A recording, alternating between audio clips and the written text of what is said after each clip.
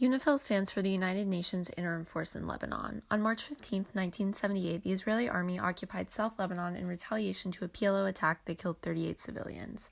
The Lebanese government appealed to the Security Council against the invasion, and Unifil troops arrived a few days later. Unifil is a peacekeeping operation, which I will explain in the next slide. Its history can be divided into Old Unifil and New Unifil. New Unifil has been in place since 2006 and is a direct result of the summer 2006 war that Hezbollah provoked with Israel. Peacekeeping is a particular method of conflict control characterized by impartiality and non-use of force except in self-defense and defense of the mandate. All UN peacekeeping operations after the UNEF I operation in 1956 have been established by the Security Council. The initial decision to launch a peacekeeping operation is made by the Security Council through its adoption of an enabling resolution, which also defines the mandate of the new peacekeeping force. Usually these mandates are only for a limited period and will have to be reviewed and renewed. Here's a general overview of important events. Of course, Unifil was established in 1978. In 1982, the IDF invaded southern Lebanon in response to continued PLO attacks and a war broke out. 2000 marks the official withdrawal of Israeli troops, and in 2006, Unifil's mandate changes in response to a war that broke out between Hezbollah and Israel. Lebanon is a multi-sectarian country, with Sunni Muslims and Christians being the majority. The displacement of Palestinian refugees to Lebanon helped contribute to the Lebanese Civil War, which lasted from 1975 to 1990. The original mandate of Unifil upon its creation in 1978 encompassed Security Council Resolutions 425 and 426 of 19th of March, 1978.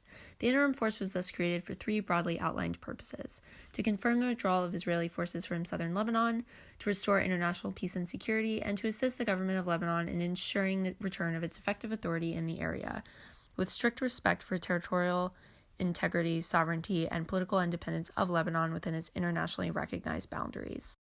So what is Unifil actually made up of, and where do the peacekeepers come from? Currently, Unifil has a total of about 11,000 peacekeepers, but this has changed throughout its 40-year existence due to changes in mandate. There are 45 total troop contributing countries. These two charts outline the approximate troop percentage of each country. As you can see, the majority come from Italy, Indonesia, and France. Unifil's budget is $480.6 million US. 315 peacekeepers have died since the creation of Unifil in 1978. So why does Unifil actually matter to our class and to the discussion of the Israel-Palestine conflict? Basically, Lebanon was the battleground for the Israel-Palestine conflict in this time period. Some things I've already mentioned, but the relocation of PLO from Jordan to Lebanon was a huge part of this, as well as the influx of Palestinian refugees. Additionally, we'll talk about the Blue Line later, as border disputes have been something we've talked a lot about in this class. Key players in this conflict include Yasser Arafat, who was chairman of the Palestine Liberation Organization during this time, Bashir Gemayel, who was supreme commander of the Lebanese forces and was elected president in 1982 during the war, but was actually assassinated before he could take office. He forced Yasser Arafat and the PLO to leave Lebanon. Saad Haddad was in charge of the South Lebanese Army, a militia armed and financed by Israel. Kofi Annan was Secretary General of the UN. During part of this time, he was responsible for certifying Israel's withdrawal from Lebanon in 2000. The Lebanese Civil War was both an internal Lebanese affair and a regional conflict involving international actors. It revolved around some of the issues that dominated politics in this area, including the Israel-Palestine conflict, Cold War competition, Arab nationalism, and political Islam. It lasted from 1975 until 1990, serving as another layer of background to Unifil's operations. The number of total deaths throughout this period differ according to sources, but have been recorded anywhere from 90,000 to 150,000 during the 15-year period. After the PLO relocated from Jordan to Lebanon, they built a base of operations leading to a growing Palestinian domain in the south of the country and used this position to launch raids into Israel. The establishment of the State of Israel as a whole and the displacement of Palestinian refugees to Lebanon contributed to shifting the demographic balance in favor of the Muslim population in the country, which contributed to the civil war.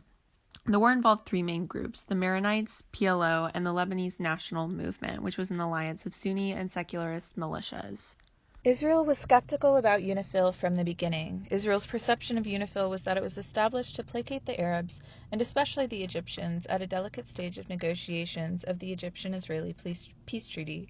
They felt that the withdrawal of Israeli forces would compromise their security requirements, and that Unifil would not be effective at preventing PLO infiltration and shelling.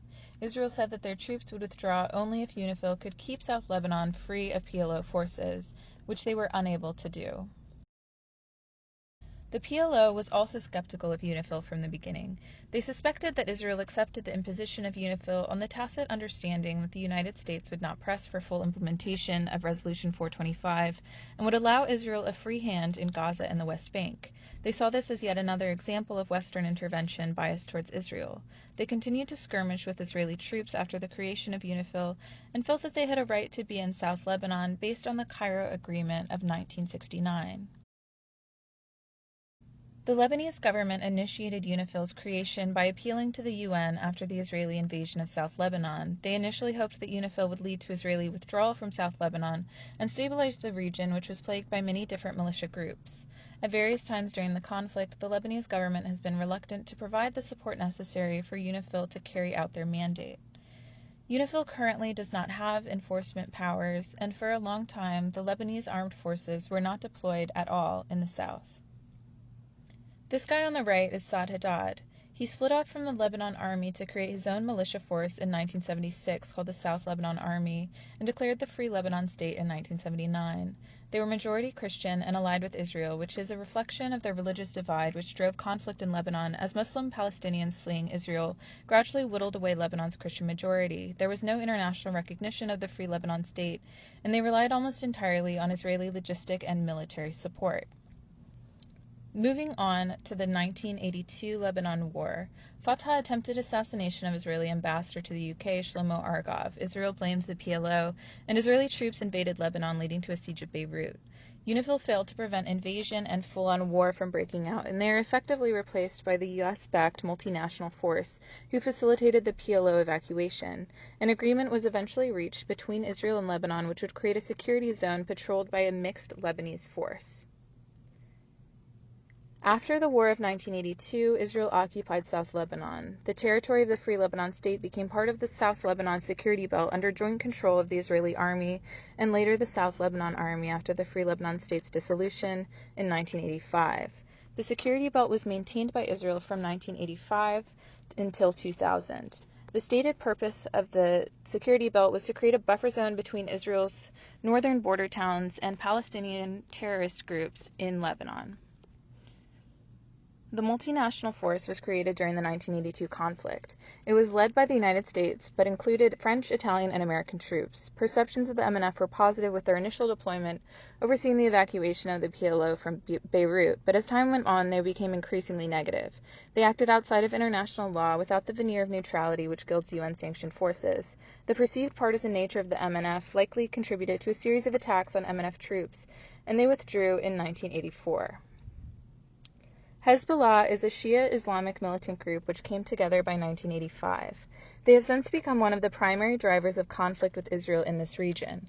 The elimination of the State of Israel is one of their primary goals. They have acted with the support of Iran post-Iranian Revolution and aim to create a fundamentalist Shia state in Lebanon. They have had various conflicts with Israel, but the largest was the 2006 Lebanon War, which led to the creation of a second Unifil mandate. The blue line was the disputed border between Israel and Lebanon that was meant to verify if Israel had actually pulled out of Lebanon. It became official in 2000. The line is vague and malleable, and the UN and Unifil struggled to figure out where the line should be. Unifil's weak mandate meant that they could not do much to verify whether Israel had actually withdrawn. It was also made difficult because of Hezbollah's activity in the area and the cross-border attacks on Israel, given that Israel's purpose for involvement in Lebanon was in part to create a security buffer between their borders and Hezbollah operations. In some ways, it may be accurate to say that Unifil under Resolution 425 was doomed from the start.